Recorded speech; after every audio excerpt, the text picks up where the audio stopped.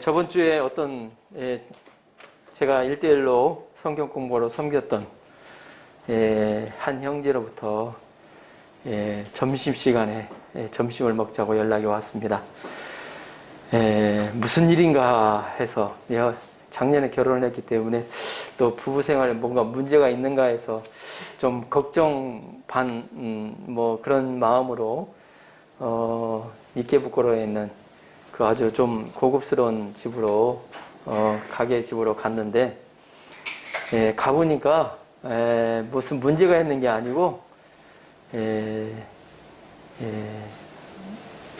그 1대1로 또 이렇게 교회를 개척하는 것이 얼마나 귀한 것인가를 알고 저를 격려하고자 또 그때 섬겨주신 거에 대해서 감사하다고 그게 말을 전해오는 걸 봤습니다.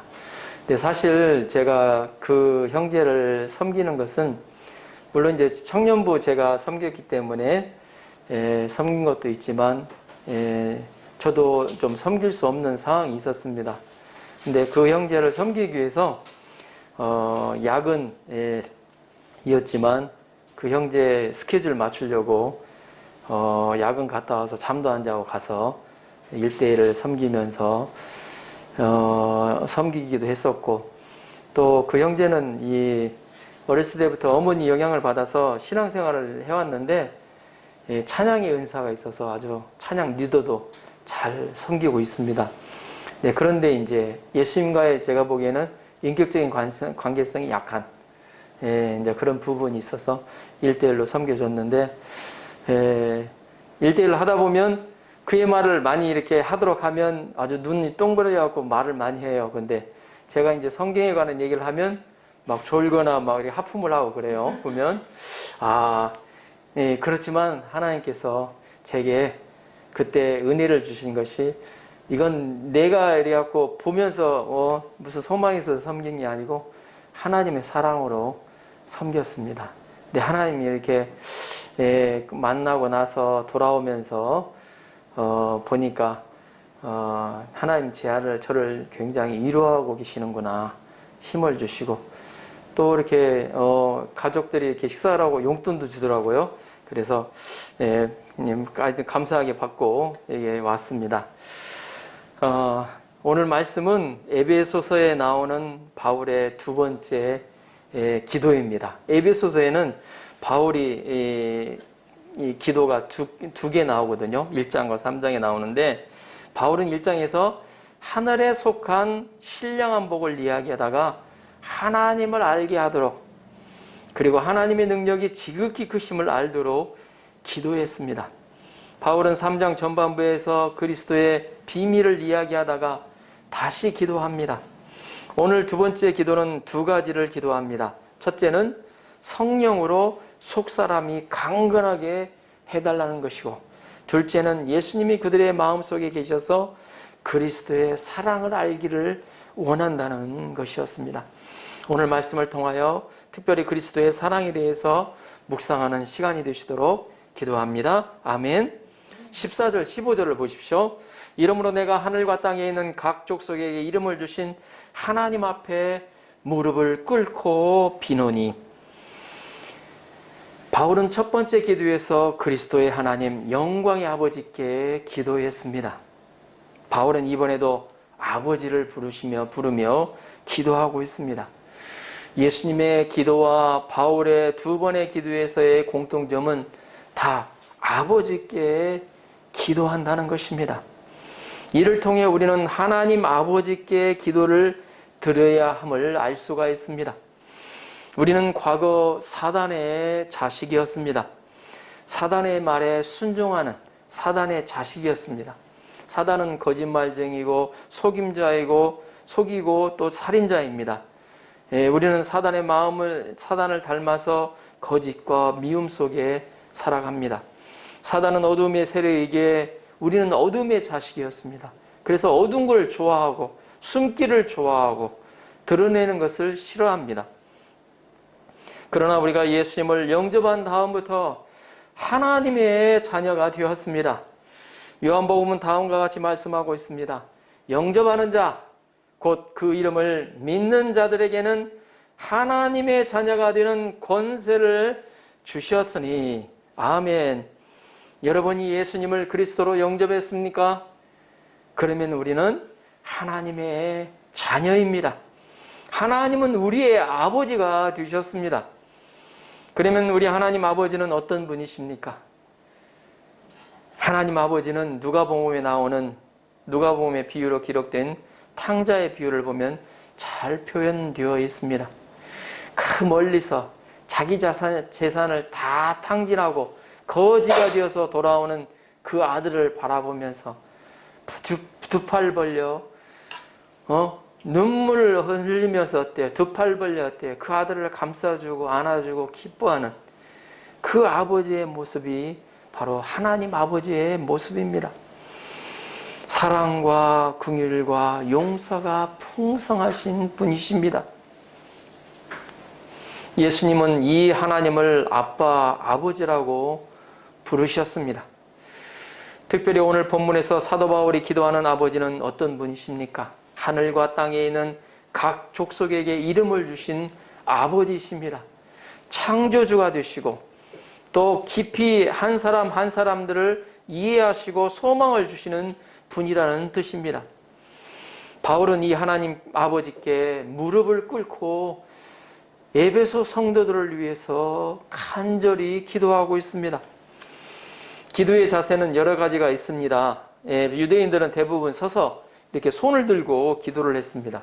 또 간절히 기도할 때는 막 무릎을 꿇고 기도했습니다. 바울이 무릎을 꿇고 에베소 성도들을 위해 간절히 기도한 기도 제목이 무엇입니까? 첫째, 속사람을 강하게 해달라고 기도합니다. 16절을 보십시오. 16절 같이 한번 읽어볼까요? 함께 읽어보겠습니다. 시작. 그의 영광의 풍성함을 따라 그의 성령으로 말미암아 너희 속사람을 능력으로 강건하게 하시오며. 아멘. 여기서 그의 성령으로 말미암아라는 어구가 나오는데 그는 예수님을 뜻합니다. 그의 성령이라고 한 것을 볼 때 성령은 예수님의 영임을 알 수가 있습니다. 표준 번역에는 성령으로 말미암아는 성령을 통하여라고 나옵니다. 이는 하나님께서 예수 그리스도의 영인 성령을 통해서 일하신다는 것을 말해주고 있습니다. 성령은 그 영광의 풍성함을 따라서 일하십니다. 예수님께서 중풍병자를 성령의 능력으로 치료했을 때 사람들은 다 놀라서 하나님께 영광을 돌렸습니다.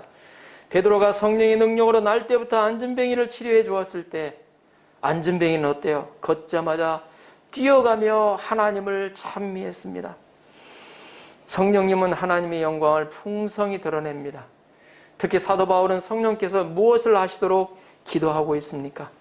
16절을 다시 한번 보면 그의 영광의 풍성함을 따라 그의 성령으로 말미암아 너희 속사람을 능력으로 강건하게 하시오며. 성령으로 속사람을 강건하게 하시도록 기도하고 있습니다. 여기서 사도 바울은 속사람과 겉사람을 나누고 있어요. 속사람이 있으면 겉사람이 있겠죠? 우리는 겉사람은 이 육체를 말합니다. 육체인 겉사람은 어떻게 해서 강해지죠? 잘 먹고 또 운동하고 규칙적인 생활하고 또 거의 더 강해지려면 훈련을 하죠. 사람들은 겉사람을 강하게 하기 위해 헬스클럽에 다니고 보약도 먹습니다. 여러 가지 좋은 약들 다 찾아 먹어요. 그러나 겉사람은 시간이 지나면 언젠가는 낡아집니다. 낡고 힘이 없어져서 어때요? 나중에는 힘이 없어져서 어때요? 죽게 돼요. 나이는 어쩔 수가 없어요. 보니까 어때요? 아무리 건강한 사람이라도 어때요? 나이를 딱 지나가잖아요? 그러면 어때요? 아주 노인으로 완전 바뀌어져요. 그런 때가 온다는 겁니다.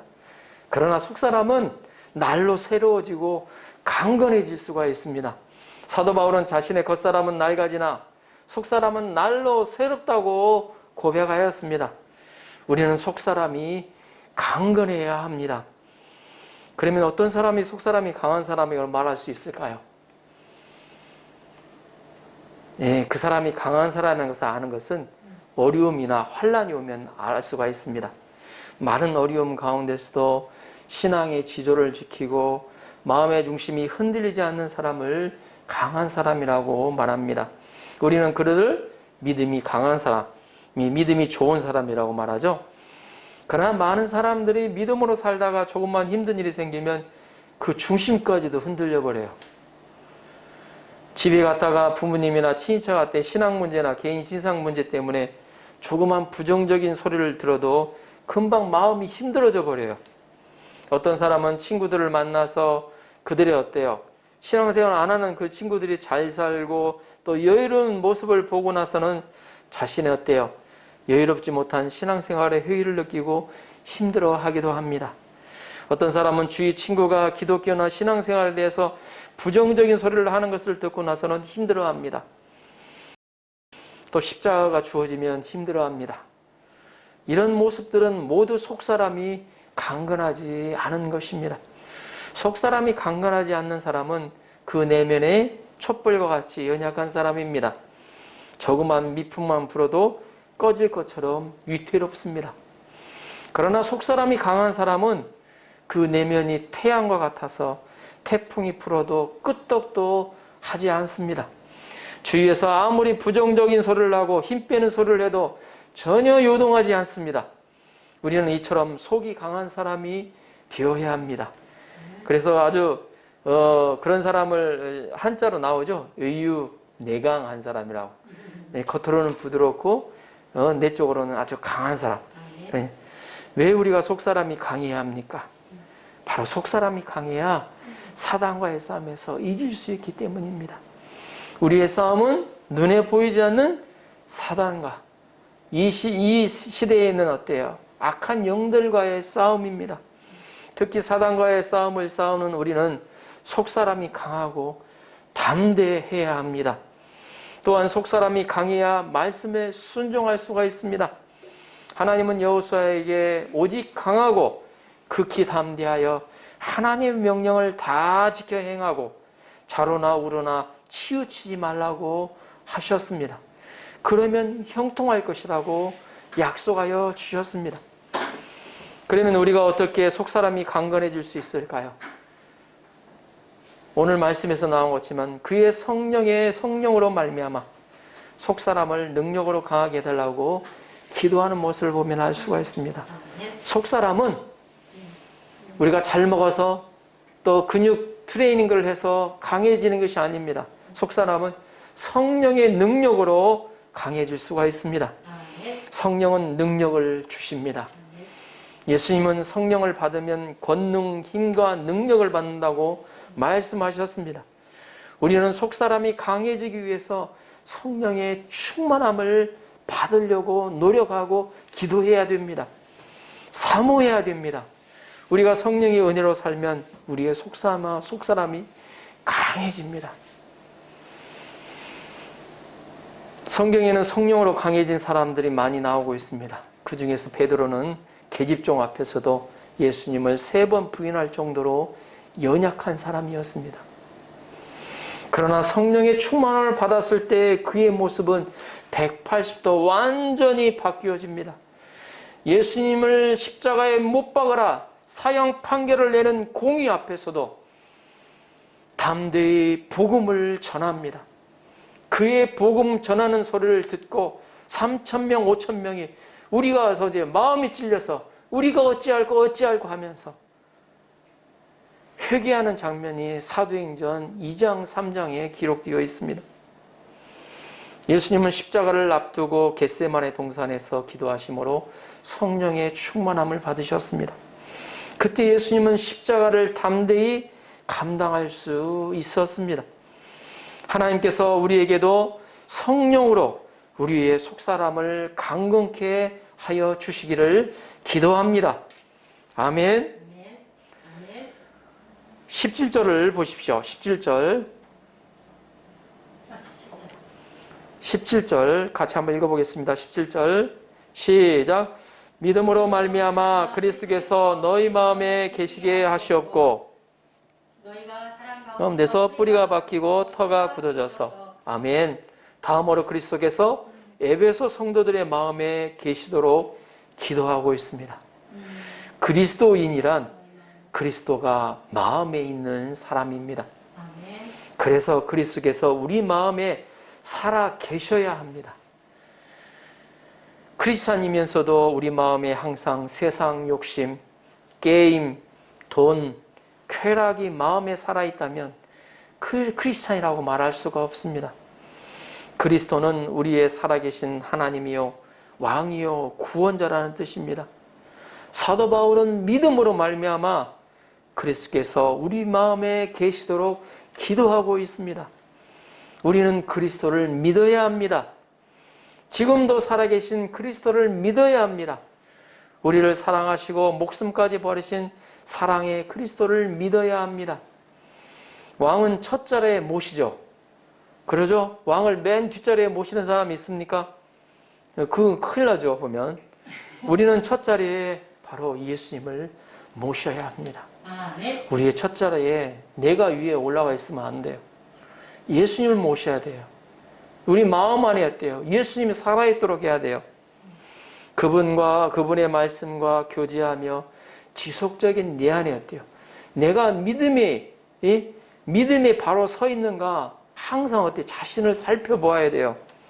믿음을 가져야 돼요. 말씀에 기초해서. 그러면 바울이 무릎을 꿇고 에베소 성도를 위해 간절한 기도 제목 두 번째는 무엇입니까? 둘째는 그리스도의 사랑 가운데서 뿌리가 박히고 지식에 넘치는 그리스도의 사랑을 알도록 기도했습니다. 자, 17절 하반절에서 18절을 보십시오. 너희가 사랑 가운데서 뿌리가 박히고 에서부터 18절까지 같이 한번 읽어보겠습니다. 시작. 너희가 사랑 가운데서 뿌리가 박히고 터가 굳어져서 능히 모든 성도와 함께 지식에 넘치는 그리스도의 사랑을 알고 지식에 넘치는 그리스도의 사랑을 알고 사랑 가운데서 뿌리가 박히고 터가 굳어지는 예수 그리스도의 사랑의 뿌리가 그냥 쫙 내려서 터가 굳어질 정도로 그리스도를 주로 모신 사람은 그리스도의 사랑에 뿌리가 박히고 터가 굳어져야 합니다. 식물도 처음에 뿌리 내리기가 힘들어서 그러지 일단 뿌리를 땅속에 내리면 그때부터는 잘 성장합니다.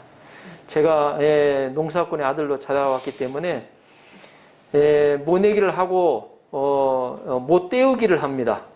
그때는 이 뿌리가 밑에 박히지 않았기 때문에 이렇게 떠거기도 하고 그러니까 모를 떼어줘야 돼요. 모가 이렇게 그 뿌리가 내리도록 하기 위해서. 근데 조금만 지나면 어때요? 떼어주고 그러고 조금만 지나면 어때요? 뿌리가 딱 박히면 그 다음부터는 어때요? 색깔이 달라집니다. 역시 영양분을 뽑아 올리기 때문에 그때부터 막 쭉쭉 위로 자라게 됩니다. 마찬가지로 사도 바울은 우리의 신앙을 나무에 비유하고 있습니다. 나무는 뿌리가 깊어야 가뭄의 영향을 받지 않습니다.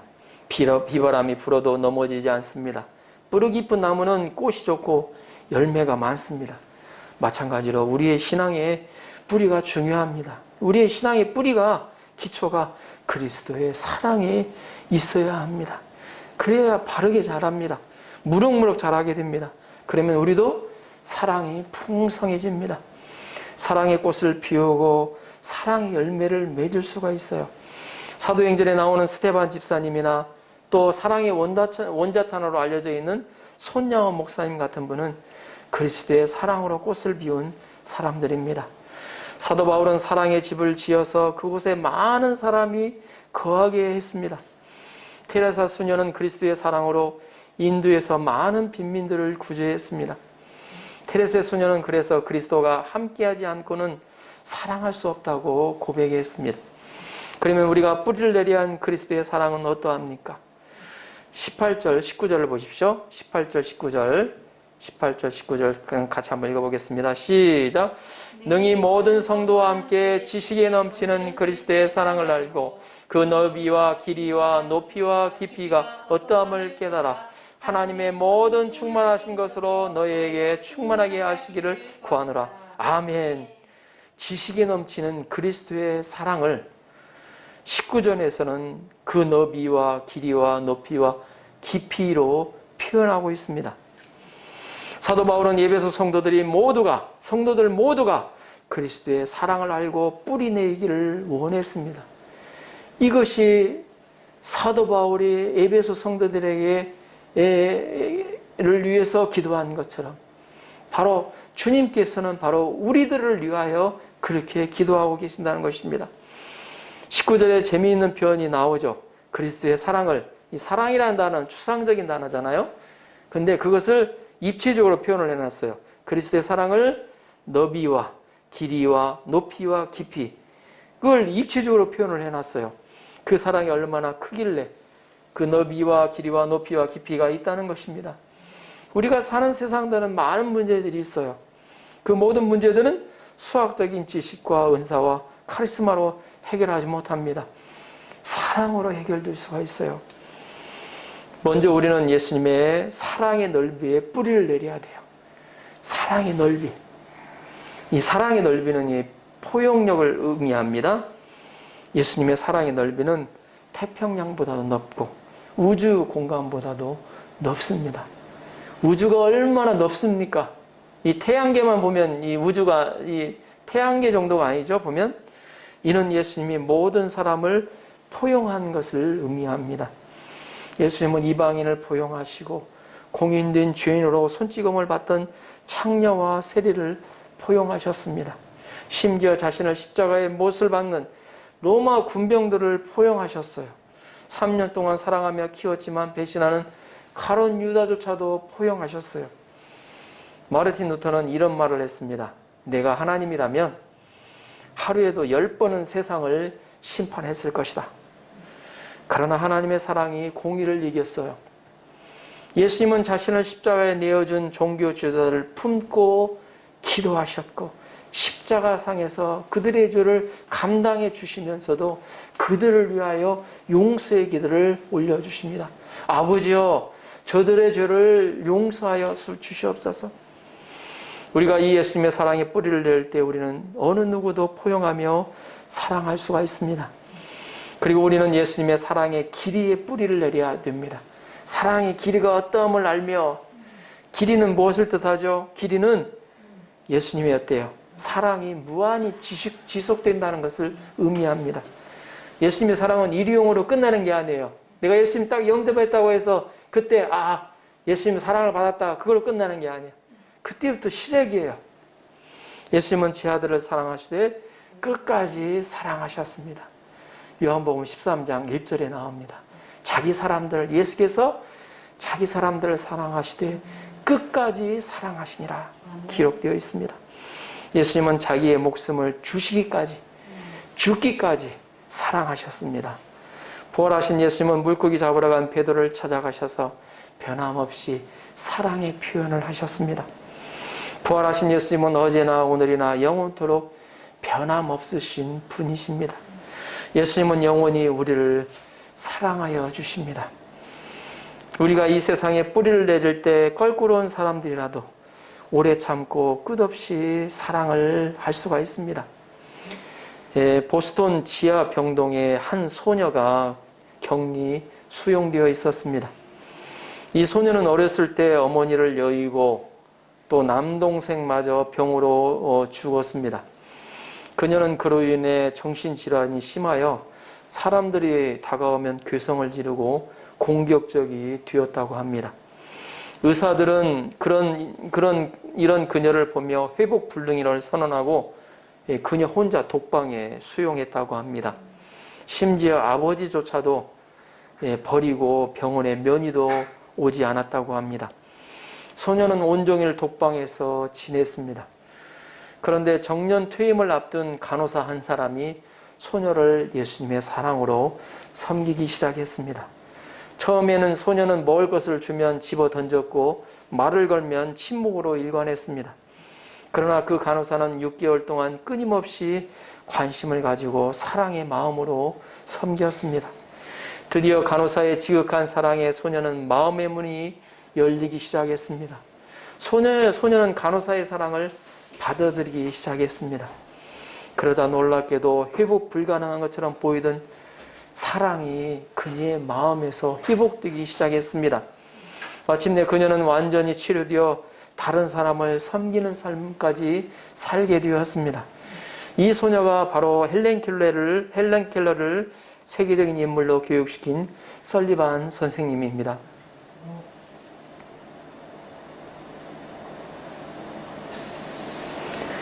그녀는 자신을 돌봐준 그리스도의 사랑으로 앞이 보이지 않고 듣지 못하고 말하지 못하는 헬렌 켈러를 인내로 사랑하고 섬겼습니다. 그리고 우리는 예수님의 사랑의 높이에 뿌리를 내려야 합니다. 예, 사랑의 높이는 바로 예수님의 높은 사랑입니다. 숭고한 사랑을 의미합니다. 예, 사랑에도 수준 낮은 사랑이 있죠. 육신적인 사랑, 또 감정적인 사랑, 쾌락적인 사랑. 이것을 수준 낮은 사랑이라고 합니다. 부모의 사랑은 그래도 고상합니다. 나라를 위해 목숨을 바치고 공동체를 위해서 희생한 사랑은 참으로 고상합니다.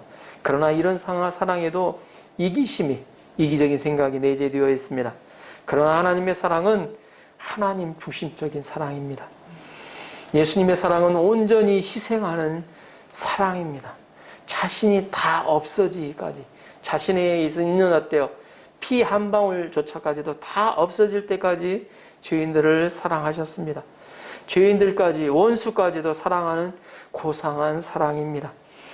우리는 하나님 나라까지 끌어올리는 사랑입니다. 우리를 하나님 나라까지 끌어올리는 사랑입니다. 우리가 이기적이고 죄악됨에도 불구하고 사랑하는 아가페적인 사랑입니다. 우리가 이런 사랑의 뿌리를 내릴 때 우리는 차원 높은 사랑을 할 수가 있습니다. 미국의 32대 루즈벨트 대통령은 대통령이 되기 전 한창 잘 나가던 때 39세의 나이에 소아마비에 걸렸습니다. 그래서 다리를 갑자기 쩔룩거리게 되었습니다. 이때 그의 아내 엘레나에게 자격지심이 들어 이래도 나를 사랑하느냐고 물었다고 합니다. 그러자 그의 아내인 엘레나는 이렇게 고백했다고 합니다. 대답했다고 합니다. 내가 당신을 사랑했지 당신의 다리를 사랑했습니까? 그리고 그에게 희망과 용기를 불어넣어 주었다고 합니다.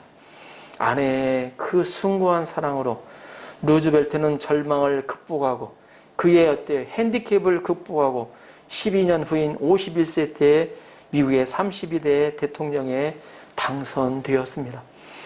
이 숭고한 그리스도의 사랑으로 대공황에 빠진 미국민을 사랑하여 위대한 승리를 이루었습니다. 마지막으로 우리는 예수님의 사랑의 깊이에 뿌리를 내려야 합니다. 예수님의 사랑은 깊은 사랑입니다.